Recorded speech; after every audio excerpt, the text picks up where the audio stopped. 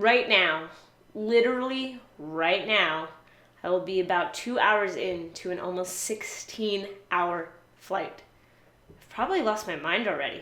Hey guys, it's Christine, also known as Ivy Winter. Thank you for joining me for another video. This one is really timely for me because as of right now, as this is out, I am on a 16-hour flight to Hong Kong and I need to survive it. But it's really important for anyone flying that long to be prepared to get through it both physically and mentally.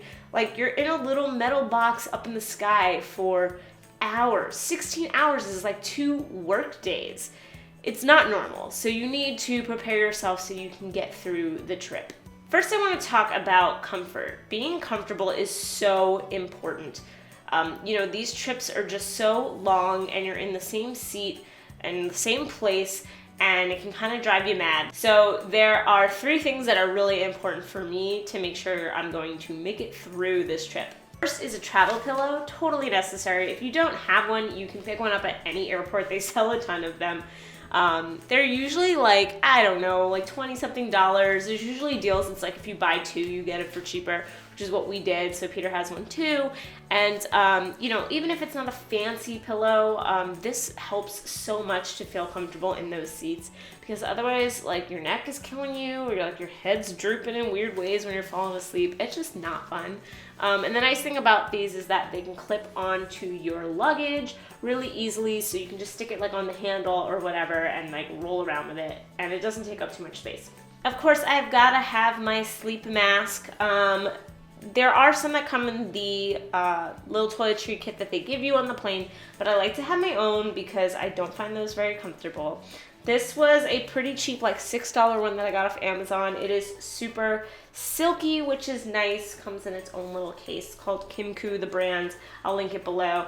Not only is it really soft, but it's pretty long, like it's pretty big. So it kind of really covers to the nose, which for me, I'm such a light sleeper, so I need to block out all light to be comfortable. So like this is perfect. And then lastly, you need a travel blanket. And I'm lucky enough that my brother got me one like literally a year ago for Christmas. And it's BB-8. Hi, BB-8. It's really, really soft. So yes, they have blankets on airlines. Sometimes they charge you for them. Sometimes they're free. I run really cold. So this isn't just for like sleeping. It's just like I run cold all the time, especially in airplanes, but even right now, my hands and my nose are freezing. This is me every day of my life. So having my own blanket is important. And also, come on, it's BB-8. I'm gonna be the coolest person on this plane. Also, for comfort and for health, compression socks. When you are up in an airplane for a really long period of time, you can be subject to blood clots, and they can be really dangerous. So what compression socks do is help with the blood flow in your legs. That tends to be the spot where people get them the most because you're sitting in one place for so long. So I got really cute compression socks from a brand called Sockwell. They have men's and women's and a whole bunch of different designs.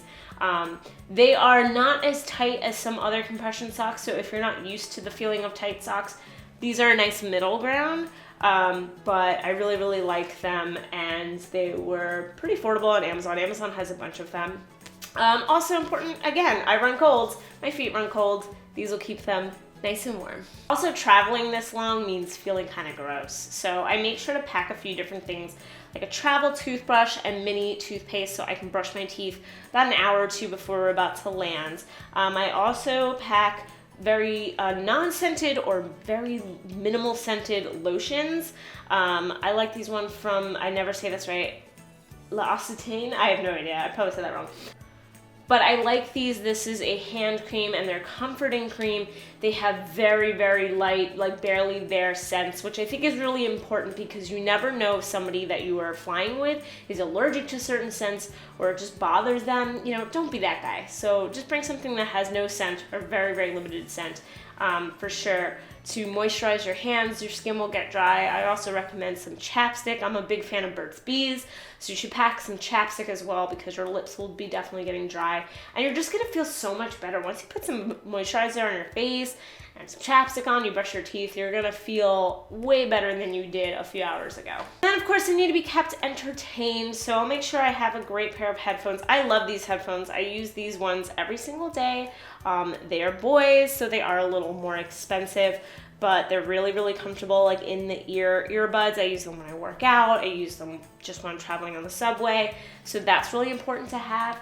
I'll also have a earbud splitter so that Peter and I can watch the same things. And then I'm using the Netflix app on my laptop to pre-download TV shows like Black Mirror, so we can watch all of that on the plane, because let's be real, that is the perfect time to catch up on all your binge watching. And it's great that Netflix lets you download stuff to watch later.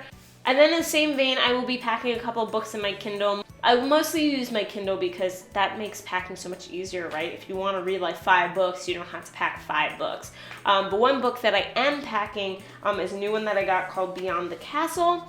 It is written by an old Disney cast member. She has been there 30 years. And the idea is that she talks about her stories working at Disney, but how you can apply them just to real life, finding your happily ever after, finding the thing that makes you happy, drives your passion. So I'm really, really looking forward to that. It's really cool that the foreword was by Glenn Keane.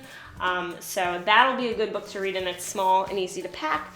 But otherwise, I'm reading a couple of other books. I'm going to be reading How to Vlog Like a Boss by Amy Schmittauer. She's a fantastic YouTuber, so I'm going to be checking that out. I will also be reading another Disney book called Sorcerer's Brother.